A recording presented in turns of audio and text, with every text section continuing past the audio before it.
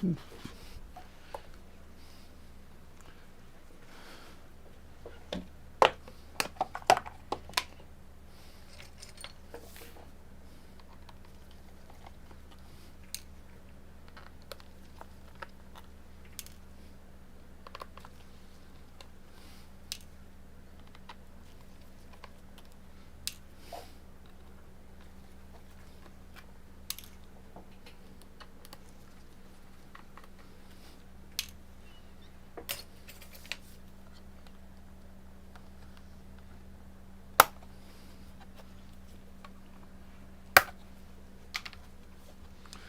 Gavin Brown, Osis.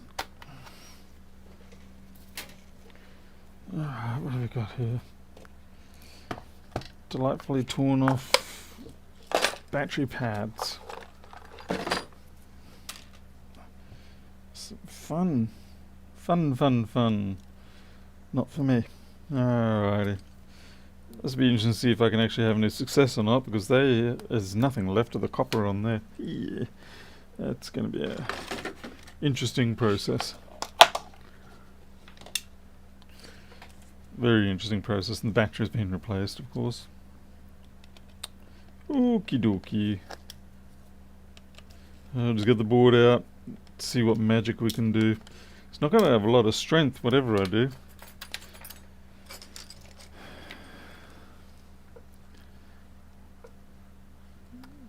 Sylvia, Lewis, Akas. Hey, yeah, Therese. Oh, you had a big storm today, did you, Therese? It was one of those microburst ones that come out of nowhere and feel like a cross between a tornado and a cyclone.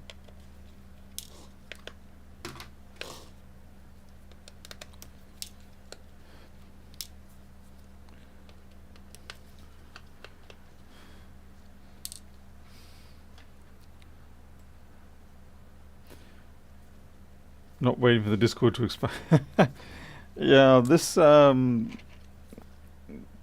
put it up as a sort of a generic link, and then that way I can always update the actual redirect that it sends you off to.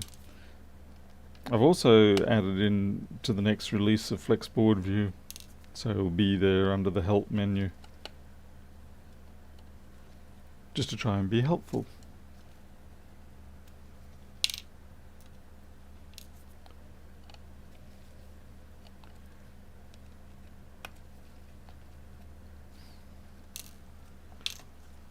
Mohammed, welcome. Oh, Tree's right, constant thunderstorm. Still, they can be overwhelming, particularly if it's a... Oh my goodness, I'm slipping a bit tonight. It's not good. Just solution for that is just slow down a little bit. Yeah, we're going on a couple of weeks now, but we're actually heading up on 1 week of being cut off by the floodwaters. Thankfully, we have a very large, well, I shouldn't say very large, we have a large stock of cat food. Less stock of human food, but I'm sure we will survive just fine. Antonio. And one of my programming monitors decided to die on the weekend, or last week, so it was no good. And Dell's been good, they're sending out a replacement, and these are the wrong frickin' screws. These little dome head screws are like, got a bit of a dome on them. They are meant for the plastic covers for these corners here, they are not meant for the screen. Fortunately they are short, so there shouldn't be any damage from it, but they're definitely the wrong screws.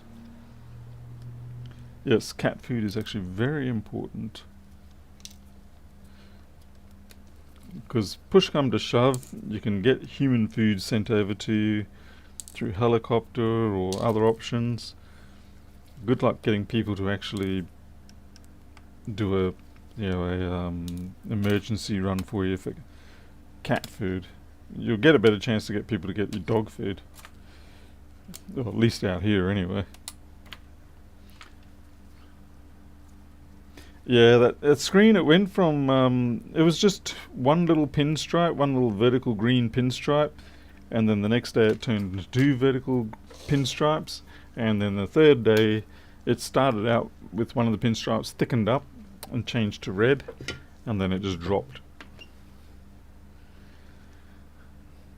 So yeah, Dell's going to replace it, but which is great. Yeah, I've had him for 2 and a bit years, I think. I do still feel like I need to come up, if I'm doing programming, I really do need a better setup still. I feel like the dual 27-inch 2560 1440s, that's great for general use, but for programming I'm always wanting a third screen either above the central or to the right. I don't really have enough room to take it to the right there.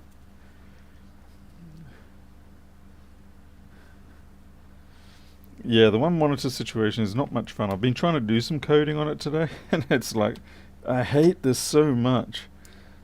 It's crazy to think that we used to code perfectly fine on little 12-inch screens with I used to use a Hercules monitor, and we would run that at 132 by, I think 132 by 40 resolution, character resolution, and somehow we got along just fine with that. What did help though is back then I was mostly using things like Borland Pascal, or Turbo Pascal as it was called at that time, or Turbo C. And so the IDE for, Borland's IDE was quite good. So you could focus on the code and then you run it, just, hit F5, I think it was. And the program would overlay. It would just work out very nicely. But it seems like for what I do these days, it's like, geez, you need 3 screens at least. 640-480 was the good old VGA resolution. EGA, I think EGA was 640 by 320, but anyway, yeah, 640-480 was the early VGAs. But Hercules was 756 by 348, or something like that. And then, of course, when I got to university, we had these beautiful 24, 22-inch grayscale, proper grayscale, not just monochrome. And they had some beautiful resolution. The nice thing was that they were strictly monochrome pixels, so it wasn't red, green, blue, just matched to make grey. It was every pixel was a pixel, a dot, and it was grayscale. It was beautiful. Never found a monitors quite as nice as those ones ever again.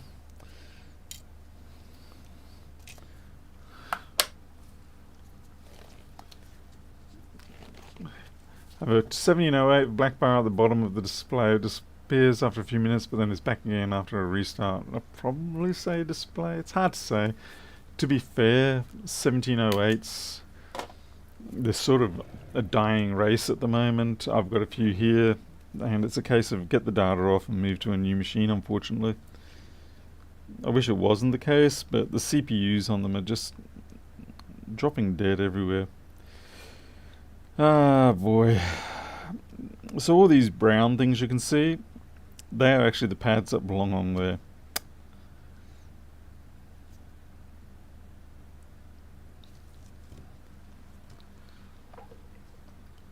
Hercules was 756 or something like that.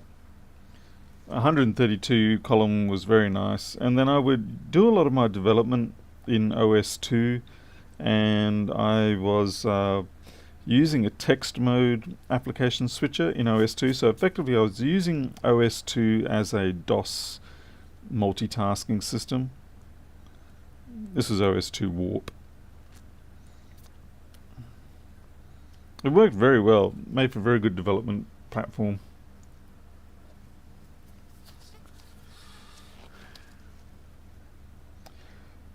Right, so now the question I've got here is whether I try to salvage this or just take one from another board. I might take another one from another board because this has been obviously subjected to some reasonable levels of stress.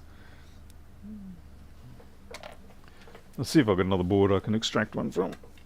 I should do. This is an 850 board. Here we go, 850.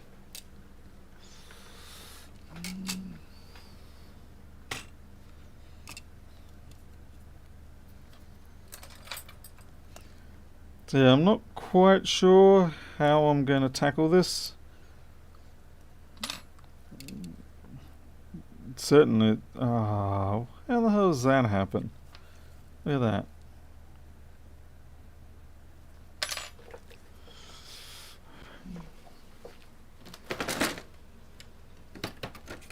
Let's find another 850. I've got quite a few 850s I can just take. The problem isn't the battery flex that we're taking off. The problem is the fact that we've got no pads on the logic board.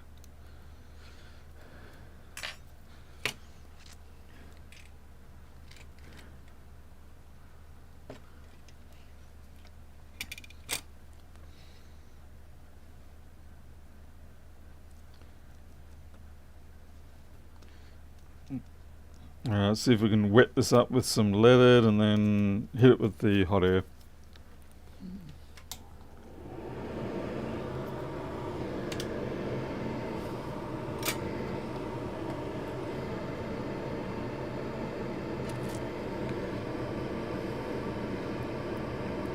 With regards to screen color, I was more of a grayscale person than an amber or... What was going on here? Why is there such a cold tip?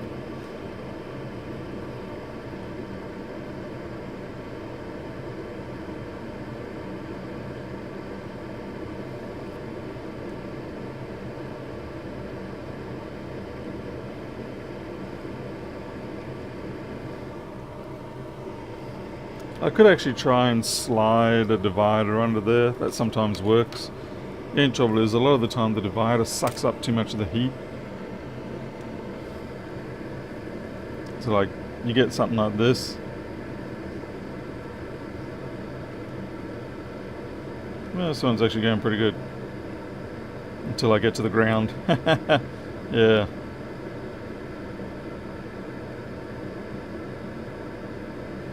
Yep. That's why it doesn't work so well. You hit the ground and then it's got no heat. That's fine. We'll push it around at say 350.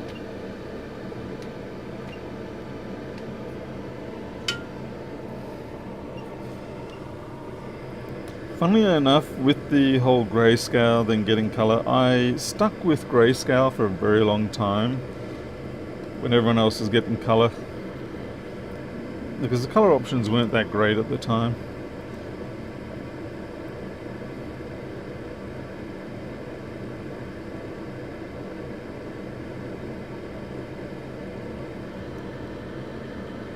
I got a preheater, that's what the hot air is.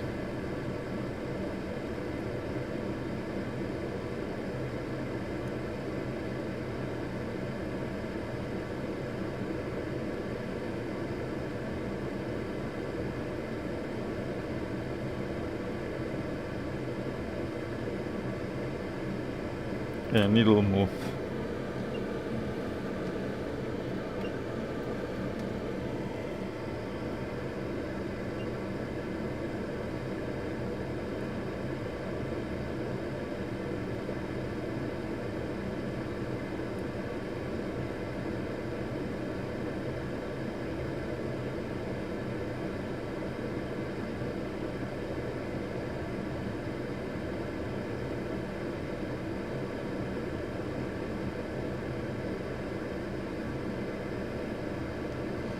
What would be nice is something to hold the freaking board.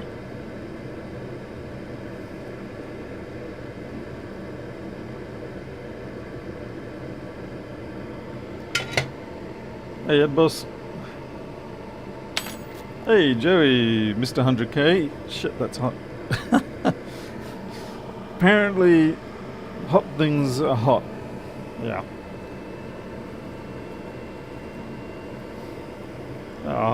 Don't give me any spoilers on the pizza stream, just in case I want to watch it. Agreeably, I probably won't get around to watching it. So, spoiler away. Did he make pineapple pizza?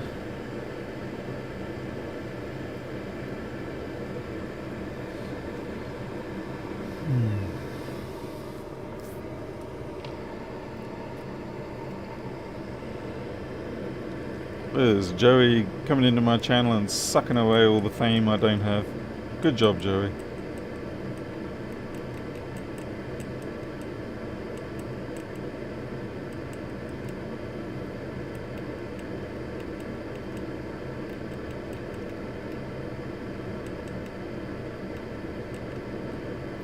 Yeah, this is going to be dubious at best. Not much I can do. I can't really dig down too far into the board.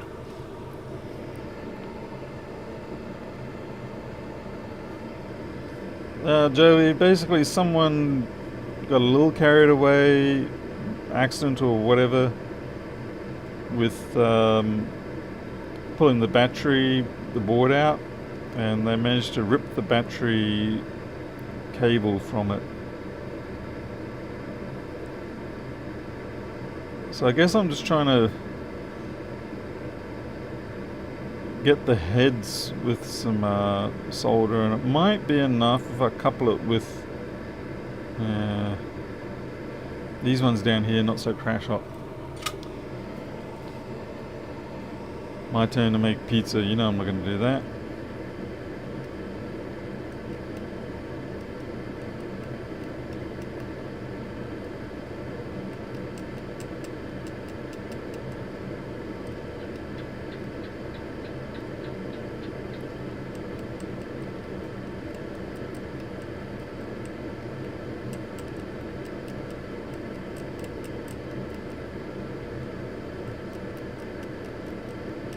So I'm just kind of hoping I can get enough solder down to make a wicking layer.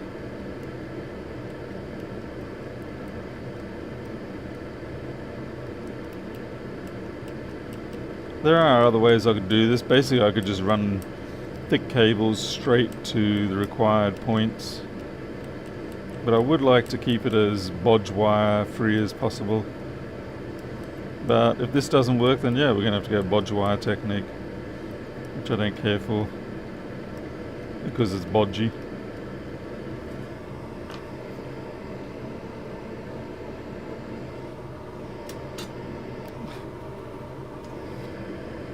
It doesn't eat you that much, Teresa. It just gives you a nice tingly sensation in the mouth.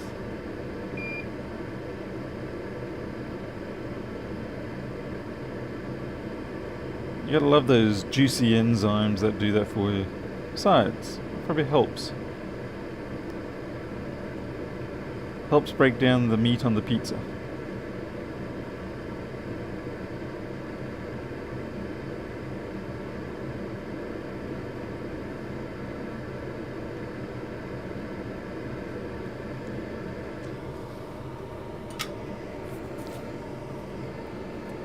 Hey, Riston.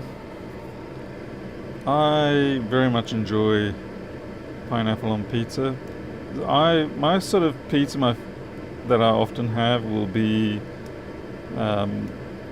if you take a Hawaiian and then add olives and pepperoni.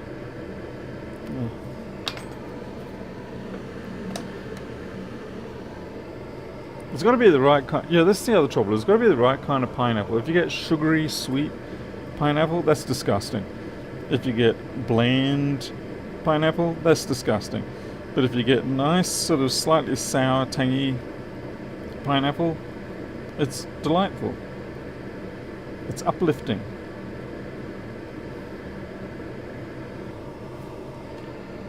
Hey, Danny Brooks, welcome. Oh yes, I'm very much pro pizza with pineapple. I'll take pizza many different ways. I certainly don't have an aversion to pineapple. I mean, I have bacon and banana, and I have chicken and avocado pizza, which is quite normal these days. But I've got to tell you, back in 2000 or so, that was not a very common pizza. Anyone crashing on the latest? No, I haven't yet. Miles, which release?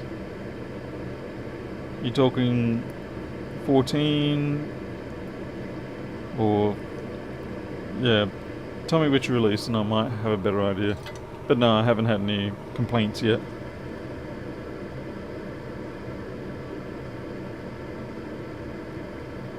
Join the Discord and tell me more.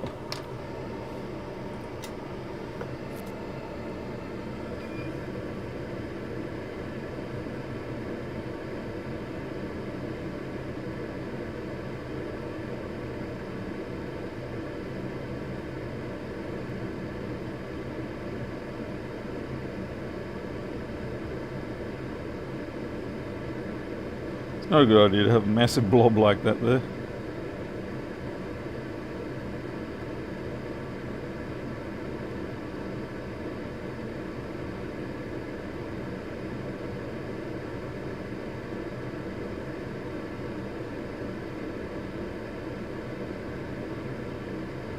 Yeah, massive blobs aren't a good idea, so I'm going to just keep adding them.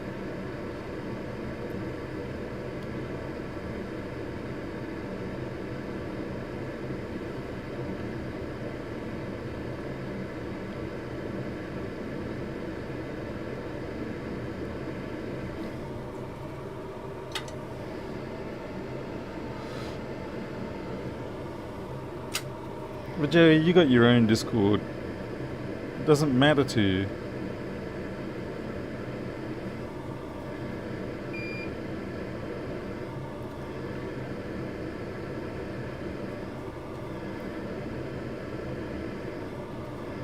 By the way, Jerry, did you get your extractor sorted out?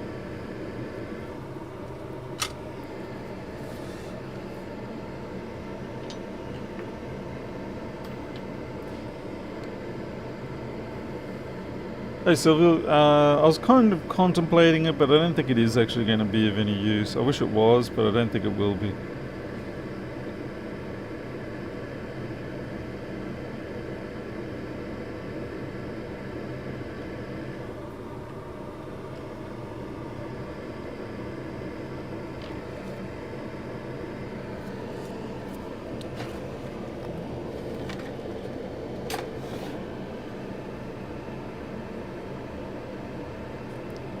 Oh, Teresa, yeah, I saw that one at King's Cross. Yeah, I saw that.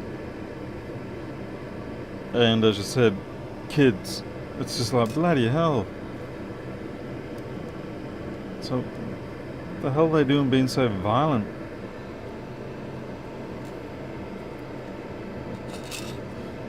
And by the way, yeah, the Discord used to drive me insane, but I've kind of giving it another shot with a little more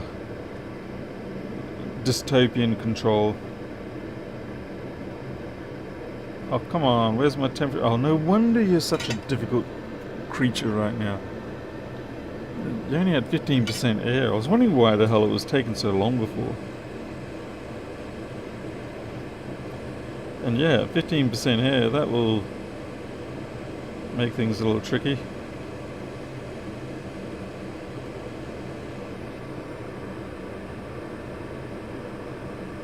In case you're wondering, no, that's not going to be stuck down properly.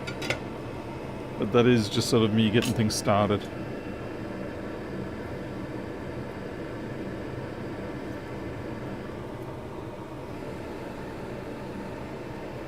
Do we see Jim here? Hey Jim! I just realised you're here. I've been wondering where you've been, buddy. I've been looking at your Discord. Not your Discord, your Instagram, so I've been taking note that you're actually still with us.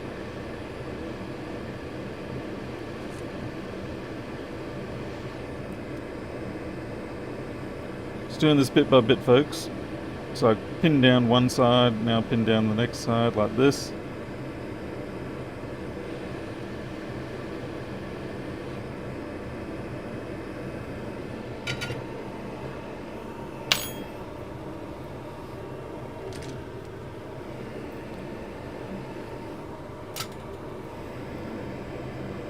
Anyway, Miles, I'll try and get that sorted out for you, because, you know, that's an important thing.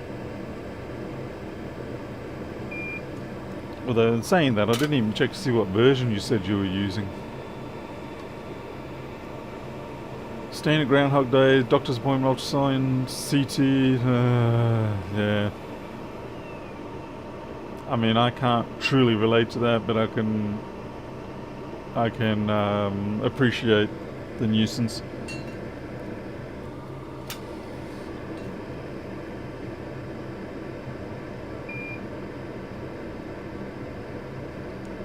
Oh, that's glorious, Paul. Just short out the damn two sides. That's fantastic. This is really messy and ugly.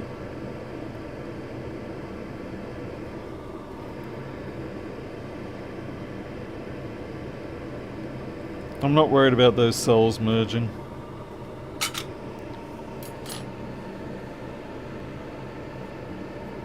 Should be the latest. Email me in the morning. Alright. I'll probably ignore the email. Hey B-Blood. Hey Rhino Loot.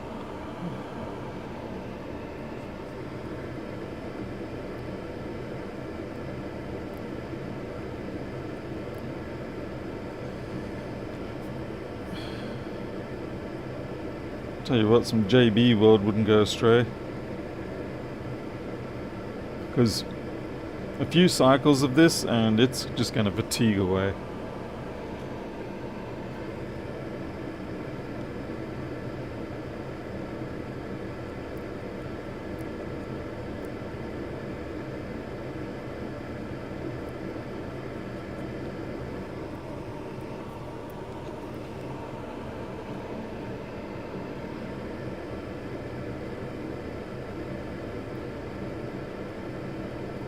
So I'm thinking I really do need to put some sort of glue under this ridge here. This ridge here needs some glue injected underneath there.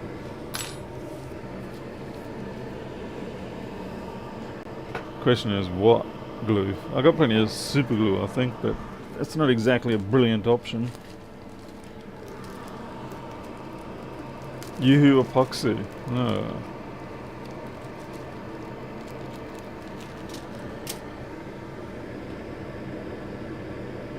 I don't have you. I've got JB World probably.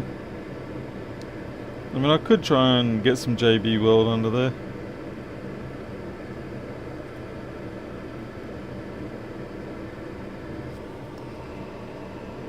Hey, Homeware. Greetings from the Philippines, I see. You guys aren't really that far away from Australia at all, are you? Just sort of like, the hell, you could probably swim there half the time. The tide is out.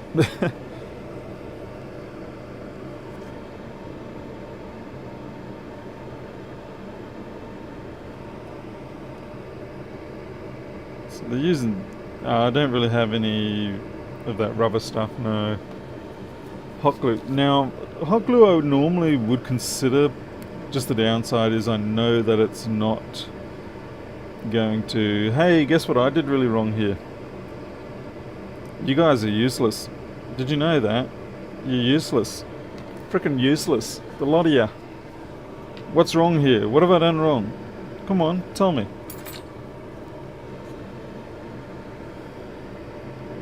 Useless. This is why I shouldn't do these jobs while talking.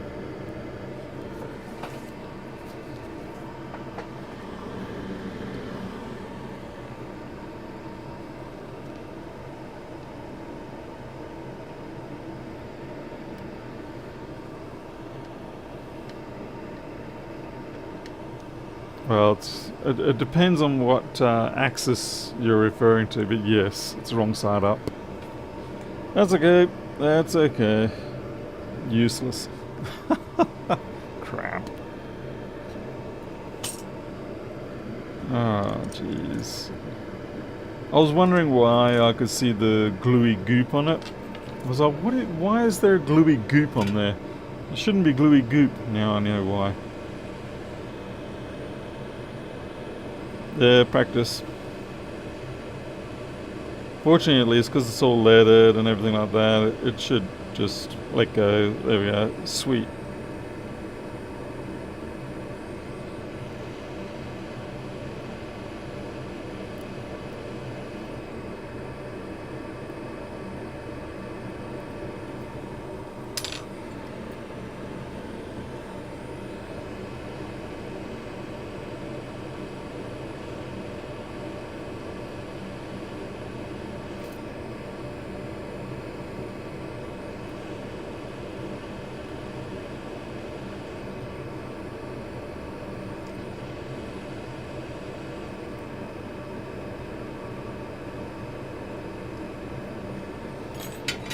I gotta admit, that actually ended up even better than I thought it would. Don't you think? That looks pretty almost professional.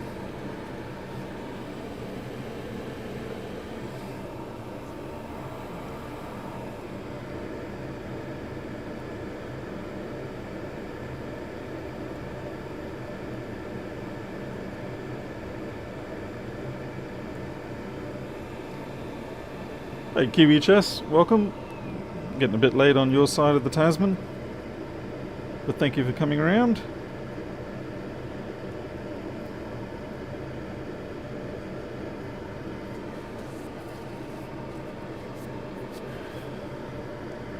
It's beautiful, mate.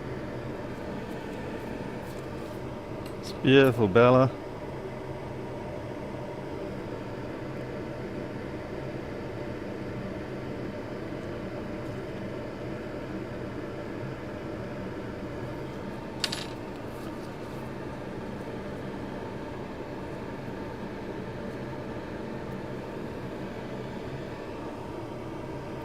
I still need to find a way of just giving a little bit of reinforcement. Just, you can see, you know, just under there. Just something to stop the tension of the pull-up being imparted too much. I'll see what glues I've got, shall we?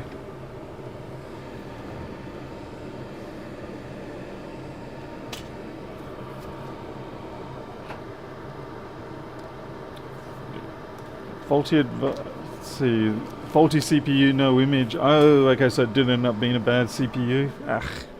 Yeah, sorry about that. Like I said, I was saying to some others just before, I've got a bunch of them in here. They're all CPU death on their way, which is really sad because, you know, it does have the removable SSD.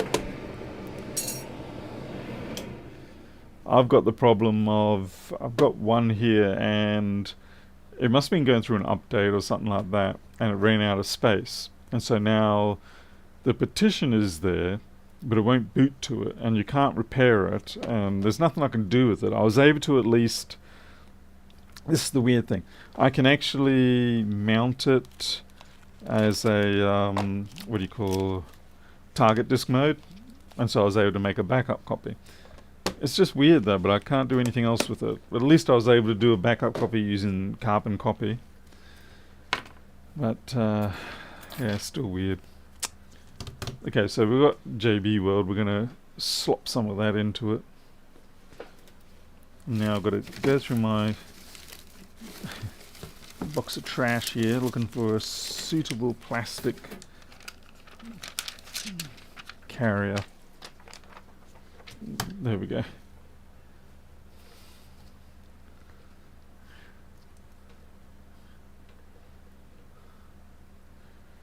Hey Jim, that's really good with it. Are you finding more success with Instagram, I guess? Oh man, it's been so long since I've used this JB World, it's starting to kill itself. This is going to be a poor man's guess, I'm afraid. It's probably not going to be a very good mix because I'd say a lot of the solvent that is required for the mix has probably dissipated away. I just need to go buy myself another tubes. Carbon copy, remount, rewrite from the recovery. Unfortunately, I can't make the right kind of carbon copy. I can only make just the direct file copy. It won't let me carbon copy the actual system directly. Ooh, yeah. This actually, yeah, has kind of split. It really needs to go in the bin, this stuff. I have a feeling this is not going to actually set up. And I'm going to have to change gloves too. What are you doing? Use an existing one, Paul.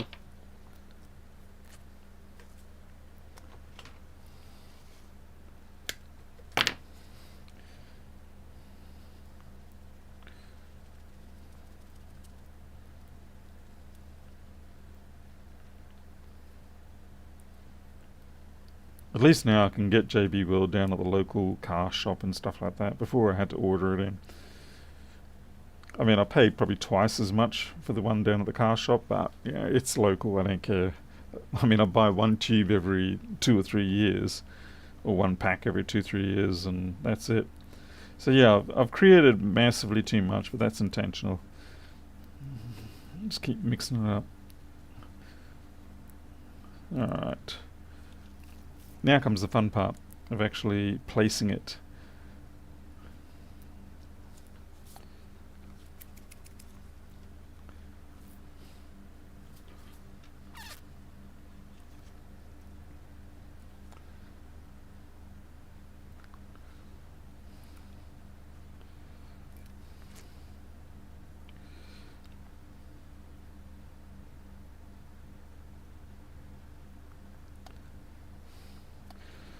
Now, the important thing about JB World is that even though you put it on and it feels like it's not, it's too viscous, it does tend to just, when you let it rest, it will actually go through a less viscous phase and it will run into wherever you need to go to.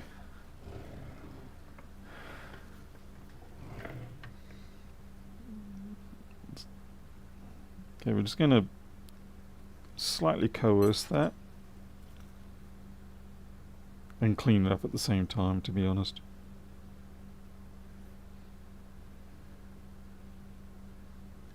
Idiot.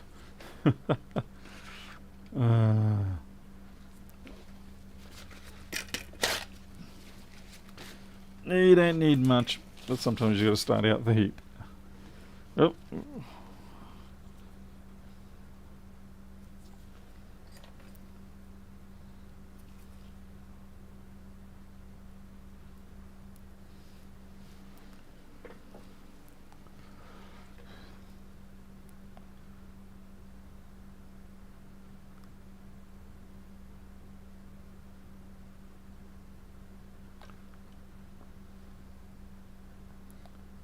Yeah, I'm pretty happy with that.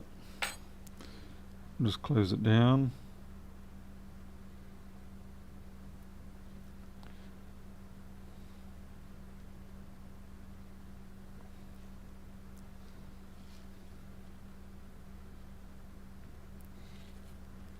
Okay, that's pretty good. We don't want to make that completely flush because otherwise we actually probably won't be able to remove the board if we do that without cracking the epoxy.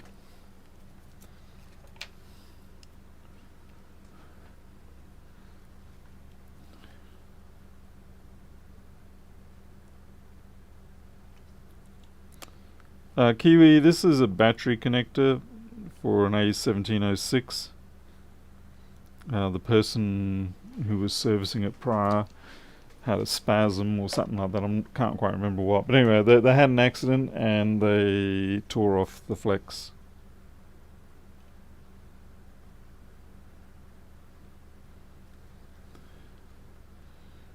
I think we will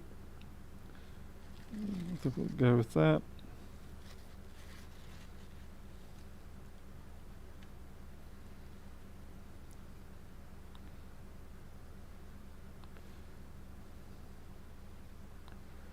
I think we best leave that be and be happy with that result. There's some solder there, it's not JB World on that tab. Yeah, I think we should be happy with that. Hey Guzman, yes, well I've been streaming on the other channel, but I've finished up with that experiment and now it's back to normal. I worked out how to do what I wanted to do here now. No thanks to Joey. Joey misled me for 6 months. It was probably intentional.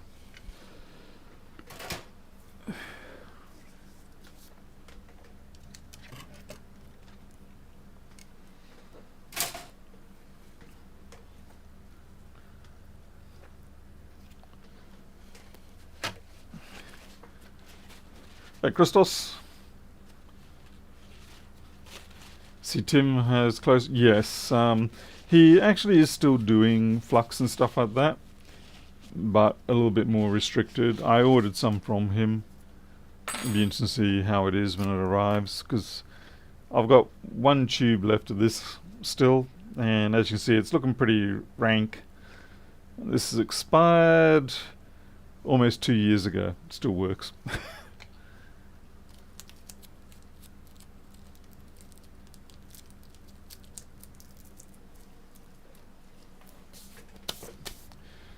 Alright, set that aside.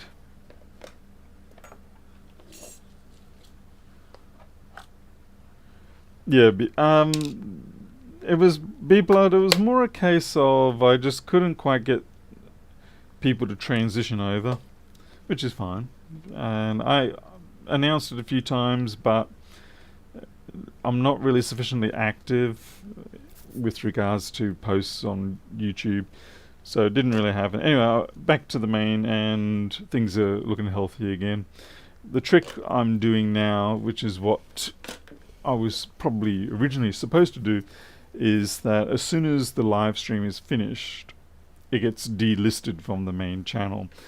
And then I add that live stream into a playlist for prior live streams, which is funny. So even though it's unlisted, once it's in the playlist, which is on my site on the YouTube homepage, it's then visible to be watched. So that stops YouTube handing out the live streams as like videos for this channel, because a lot of people don't want to watch me waffle on for an hour.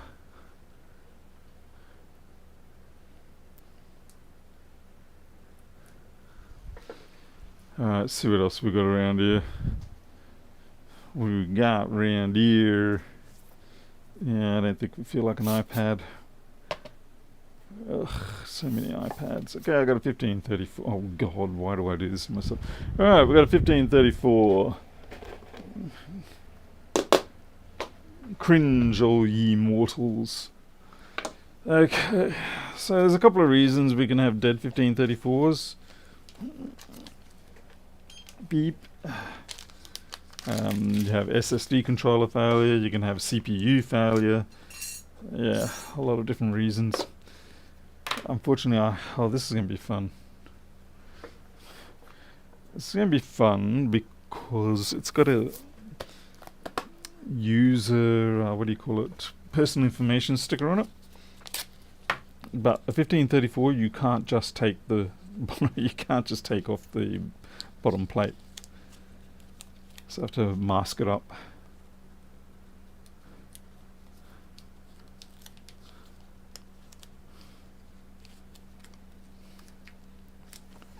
Okay.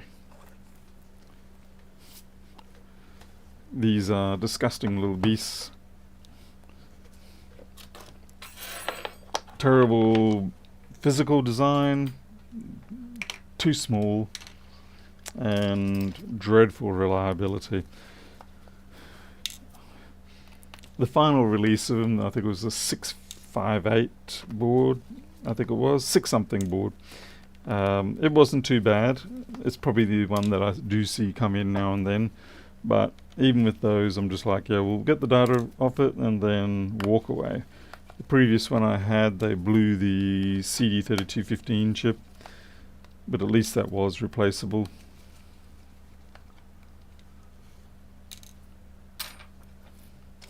But yeah, these things are horrible, because you can't just rip off the bottom plate. It's a delicate process. The only saving grace with them is the fact that you can actually just take the main board and hook it up to another separate screen, another keyboard and mouse and all that stuff, and it will work just fine. Ow. Yeah, this is... Gotta get your finger in here, flick up the stupid split S cable. Split S cable is another way in which a lot of them die, in the sense that people will... Oh, this is going to be another... Oh no, this will be a 244, I think. But yeah, this split S cable, people reconnect it backwards because they take it off the trackpad and the board, and they put it in backwards. And as soon as you do that, it goes... Alright. So what is your problem then? Let's plug some power in and see what happens.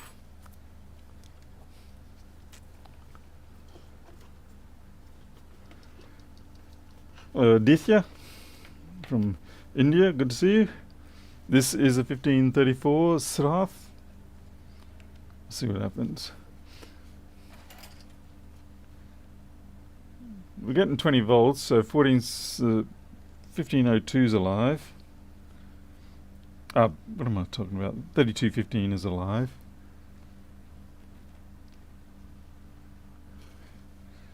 Yeah, I'm pretty sure this is an A200-244, 00244. This is not the 00045. The 00045 doesn't have a CD3215 chip in it.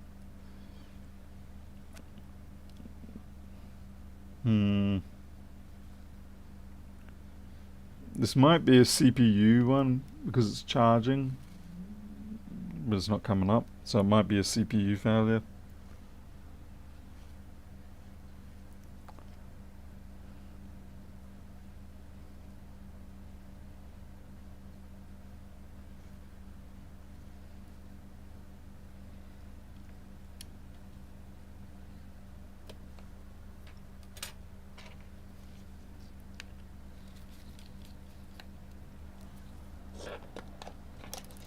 Ah, do not lose that battery screw.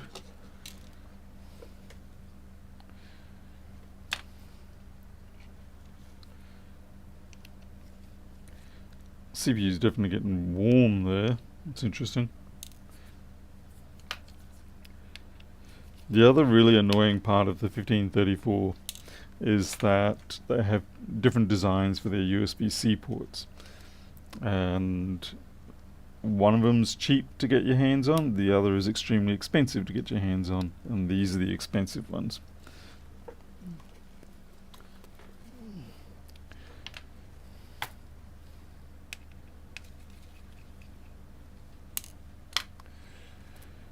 Okay.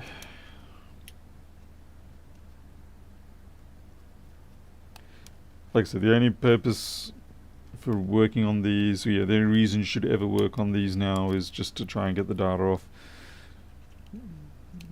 Customer brings you one, you're just going to say, yeah, data only. Anything else, and that customer will be back. How do you only wear out the up-down keys? What?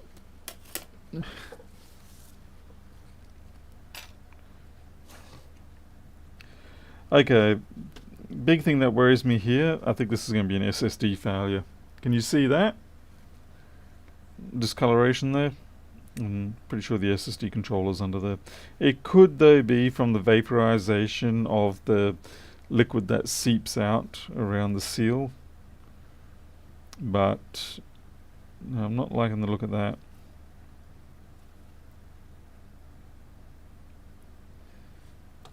I'm going to start out by thinking, okay, maybe it's the liquid. So we'll give it the 200 for 2 minutes job. Actually, yep.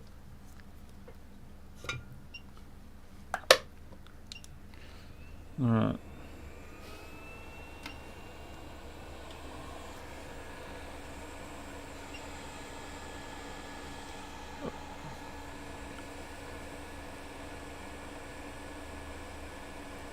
I just leave the heatsink on, really.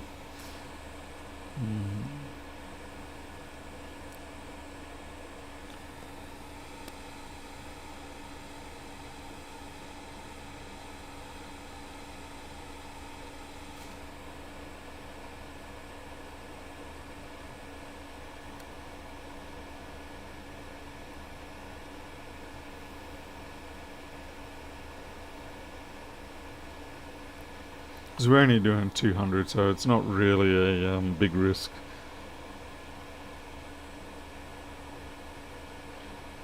But what it does, it sort of rearranges the inside ball contacts, not the BGA contact to the board, but the actual inner one to the die.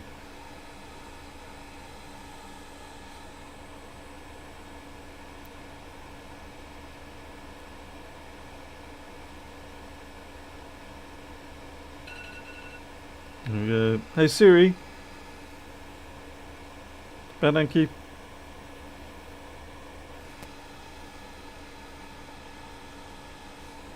Alright.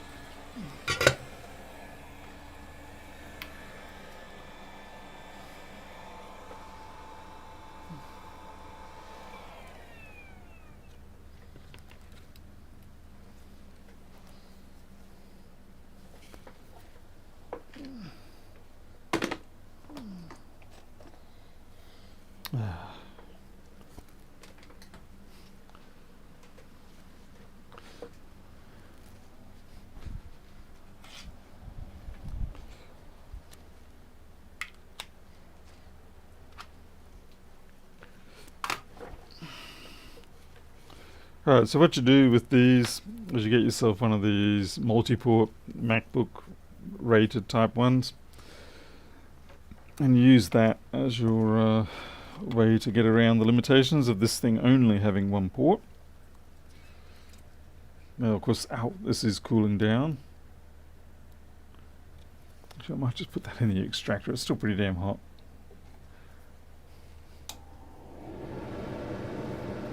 We don't bother connecting the keyboard or trackpad.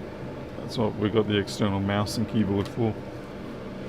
And essentially, if you can get it up and running, you plug an external drive onto that, and then you just do a time machine backup, and then you take this unit and you throw it in the rubbish. Hey, Mr. Bodger. There's really no other good pathway for these machines.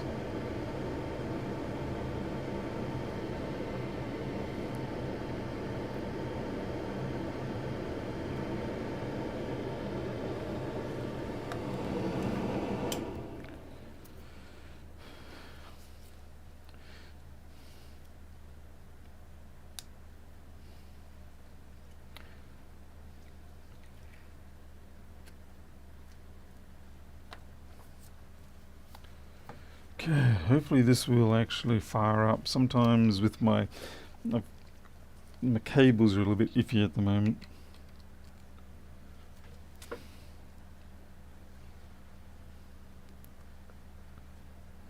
No, I was worried about that. It was going to sit. Oh, there we go. Whew. Come on, give me enough logo.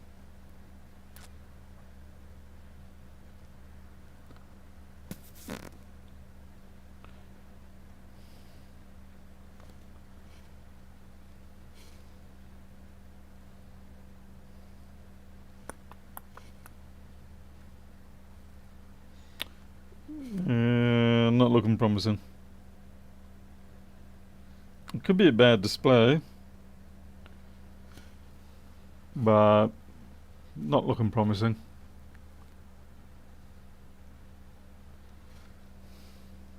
No, don't think it's backlight situation. Oh, there we go. It's the SSD. It's flashing a folder logo at me. So this one's the SSD problem. That's not good. It's not good because the fact that the SSD is actually surprisingly, it's got its own encryption key and all that sort of stuff built in.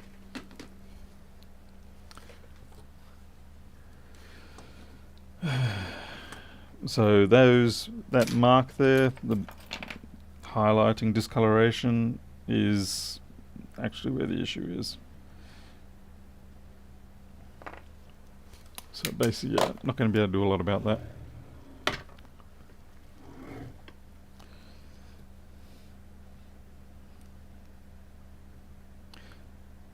Because at least if it was the CPU, you can migrate the SSD chip and stuff like that across. But once it's the SSD controller that's at fault, then yeah, it's sort of like you're up the creek. I will double check it there. There's a smidge of corrosion right there that you can see, but I have my doubts that relates to anything here. When you first handle these machines, you immediately see this stuff, this oily gunk, and you think, it's liquid damage. And I'm pretty sure most of us got caught out like that, but it's not. It's just whatever heat transfer goop that they used on the perimeter rubber. But it catches you out. You really think you're like, hey, someone spilled liquid on it. I can fix this. And then you realize you can't.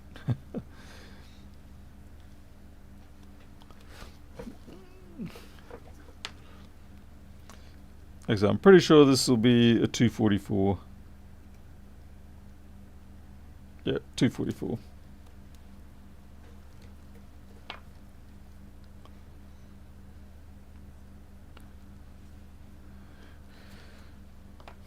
Bit of random snot on the Z. That's not the fault.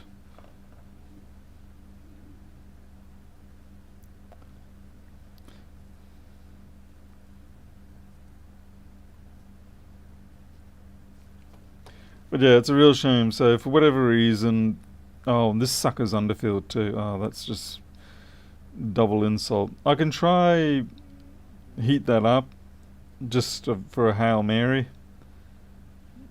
but I don't think I've ever had success from heating that up. But we can try it.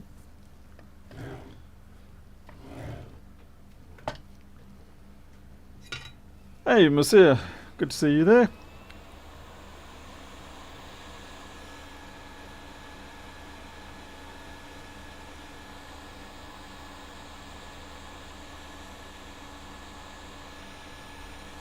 So in this particular case, the CPU is fine, the rest of it's fine, it's just the controllers up. Dead.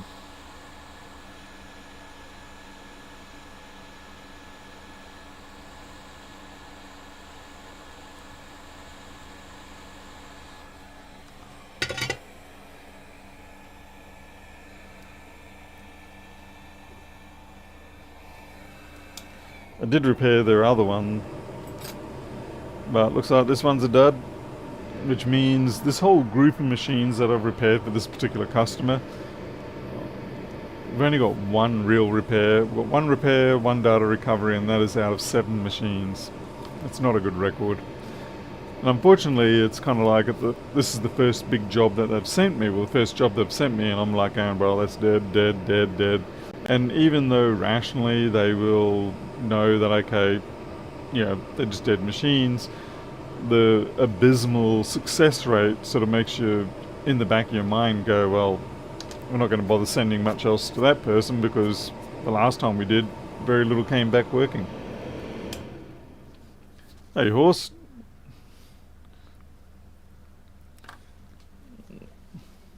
Like I said, it's not rational, it's just the way the brain can do things to you and manipulate.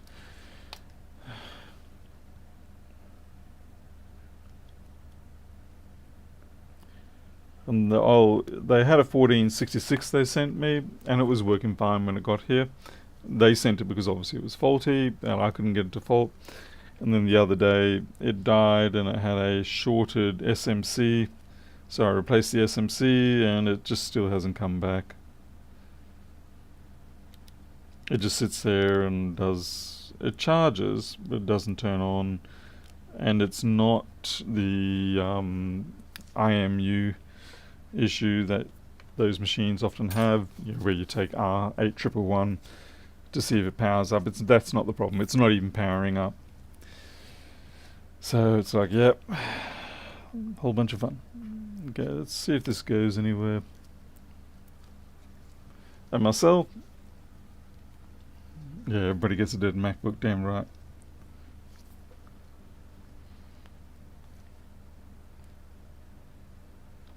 Wow, we're not even getting 20 volts now? Really? Is this kind of day I'm having?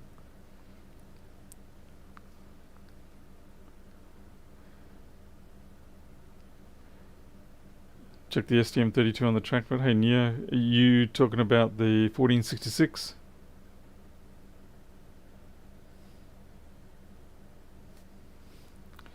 Alright. Interesting. Notice how it's not jumping up to 20? We'll switch this in. It should now go up to 20.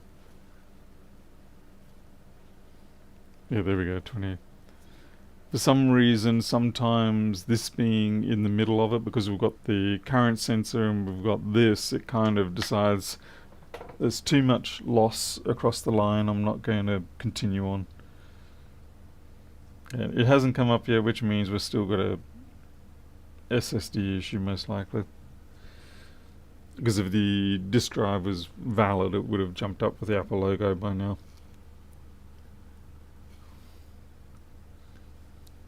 Oh crap, it actually did come up. Seriously? Great. Now here's the... oh, frickin' hell. Alright, it's the SSD controller, but now I've got a predicament. I need to put this back into the chassis a little bit, so I can actually use the battery.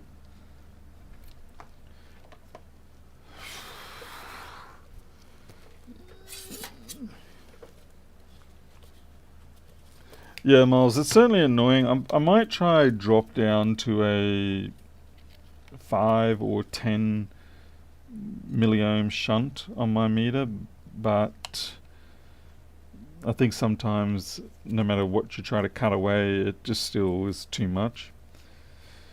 And, okay, so we've got to prep this for data recovery now, which is going to be fun. So realistically at this point, I am not going to continue on with this machine just yet. The reason being is that, okay, the SSD controller has come back enough for us to be able to at least try and recover the data. And naturally, I do not have the passwords for these machines.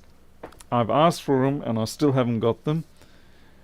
So I'll have to ask again. And so I'm not going to waste the limited window of opportunity I have here, because we've got it to run. So I don't want to waste that just to see it boot and go, oh yeah, that's great, it boots, and then shut it back down.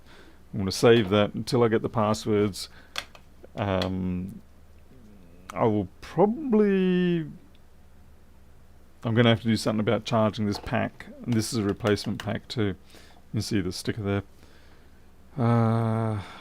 Yeah, I need to charge this pack up. What I might end up having to do is I've got another chassis that I'm using for the other one that I need to recover, which was the CD3215 fault. I'll get that one backed up on Time Machine, and then I will put this board into that one, and it will have a charged battery, which means then I can proceed to put this onto it. Pardon me. And if there's a charged battery, it will actually negotiate to 20 volts for me, which is the weird part. But anyway, so that configuration will work.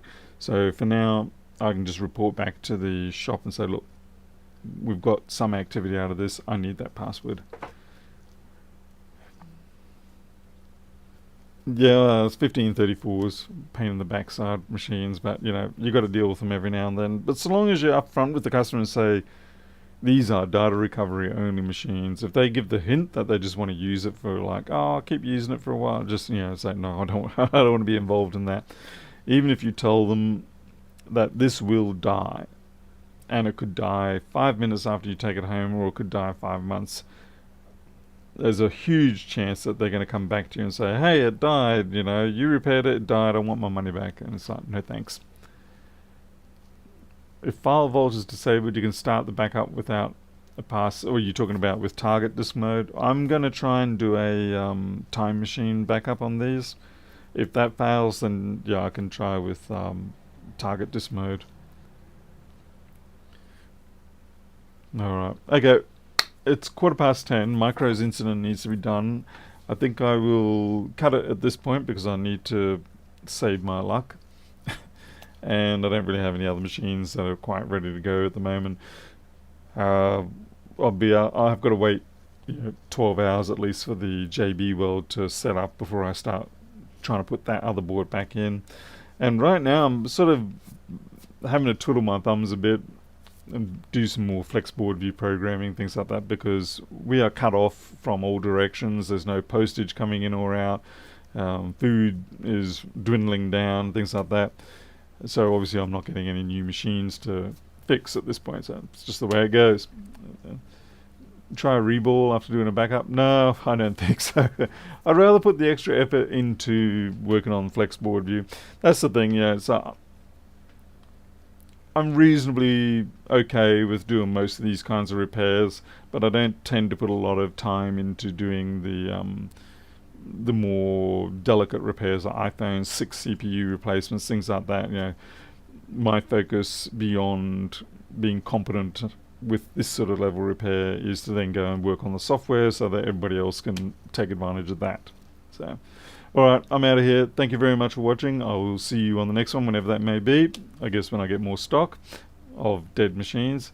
Till then, you all take care. Thanks again for watching. I'll see you all next time. Catch you later.